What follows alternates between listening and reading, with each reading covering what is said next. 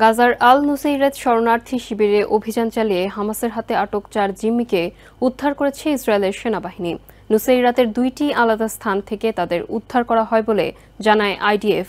বাহিনীটি জানিয়েছে, গত 7 October supernova music festival থেকে তাদের ধরে নিয়ে যায় হামাস।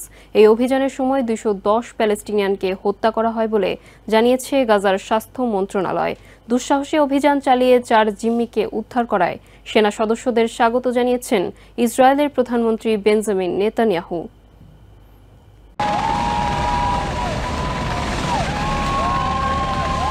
মধ্য গাজায় অভিযান চালিয়ে 4 ইসরায়েলি জিম্মিকে জীবিত অবস্থায় উদ্ধার করেছেন ইসরায়েলি সেনাবাহিনী। গত 7 অক্টোবর সুপারনোভা মিউজিক ফেস্টিভ্যাল থেকে তাদের ধরে নিয়ে যায় হামাস। শনিবার এই তথ্য নিশ্চিত করেন ইসরায়েলি সেনাবাহিনীর মুখপাত্র Daniel Hagari. And successfully rescued 4 of our hostages from Hamas captivity in Gaza. They are back home in Israel. They are alive. They are well. গাজার আল নুসেইরাত শরণার্থী শিবিরে অভিযানে উদ্ধারকৃতরা হলেন নোয়া আরগামানি, আলমোক মেরজান, আন্দ্রে কোজলভ ও স্লোভিজিভ। এদের মধ্যে আরগামানি নারী। উদ্ধারকৃত 4 জন শারীরিকভাবে সুস্থ হলেও তাদের স্বাস্থ্য পরীক্ষার জন্য হাসপাতালে ভর্তি করা হয়েছে। In 2 separate buildings deep inside Gaza. Israeli forces have been preparing for this rescue mission for weeks.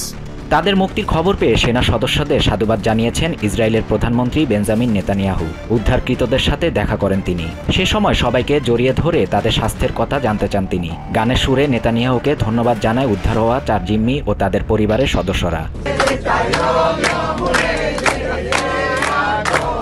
গাজায় হামাস পরিচালিত স্বাস্থ্য মন্ত্রণালয় জানিয়েছে, ইসরায়েলি বাহিনীর ওই অভিযানে শিশুসহ শতাধিক প্যালেস্টিনিয়ান নিহত ও আহত হয়েছেন।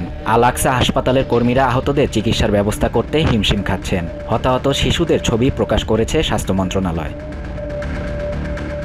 শাহরিয়ার শাফাত, TVN 24 নিউজ ডেস্ক।